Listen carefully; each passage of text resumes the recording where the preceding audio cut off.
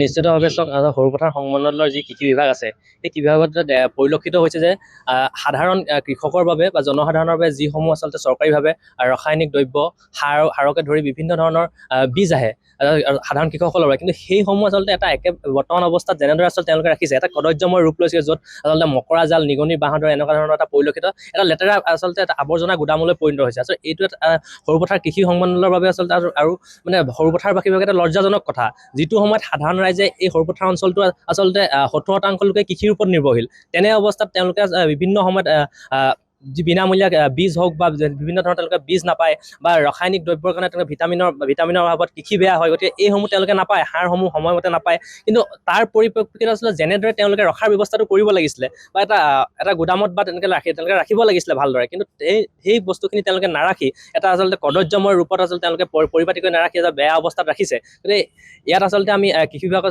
সম্পূৰ্ণ আচলতে তেওঁলোকৰ আচলতে যি আচলতে গাফিলতি, এই গাফিলতি দেখা পোৱা গৈছে। গতিকে তেওঁলোকক আচলতে আমি দাবী জনাইছোঁ ছাত্ৰ সন্থাই যে এই সাধাৰণ কৃষকসকলৰ বাবে যিসমূহ আচলতে দ্ৰব্য হওক, ৰাসায়নিক দ্ৰব্য সময়মতে আচলতে প্ৰেৰণ কৰাৰ ব্যৱস্থা কৰক, অন্যথা কিন্তু ছাত্ৰ সন্থাই আমি আচলতে প্ৰতিবাদী কাৰ্যসূচী গ্ৰহণ কৰিম বা ৰাইজৰ লগত আচলতে বিভিন্ন ধৰণৰ কাৰ্যসূচী ল'ম।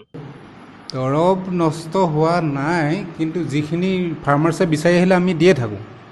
আৰু দৰৱখিনিতো এনেই নিয়ে খেতিয়কে, যেতিয়া বেমাৰ হ'ব তেতিয়াই নিয়ে। আমিতো য'ত যি হৈছে এতিয়াও দি আছোঁ। আমি আমাৰ নেনো ইউৰিয়া থাকি গৈছিলে সেইখিনি দি দিছোঁ।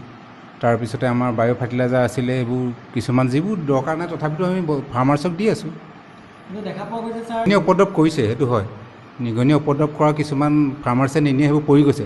তথাপিতো আমি বেগটো বান্ধি হ'লেও দি পঠাই দিওঁ। তাৰমানে কৃষকৰ আমাৰ APC মেমে সিদিনা, মই গুগল মিটটোত নাছিলোঁ বাৰু দেই, ADO সকল আছিলে আৰু DO ছাৰ আছিলে, মোক জনাইছে যে যিসকল বনাঞ্চল তেওঁলোকৰতো ফাৰ্মাৰ্চ ID ক্ৰিয়েট কৰিব নোৱাৰে।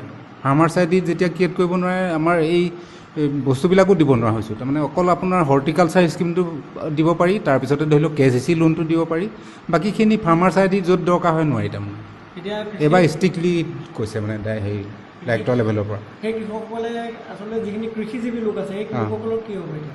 সেইটো চৰকাৰে কি ব্যৱস্থা লয়, আমাক এইটো টাইমিং যিটো কৈ আছে আমি সেইটোকে ফ'ল' কৰি থাকিবলগীয়া হৈছে। তেওঁলোকেতো কৈছে যদি ID নথকাকৈ দিয়ে তেতিয়া বিপদটো ADO বিলাকৰে হ'ব বা আমাৰে হ'ব।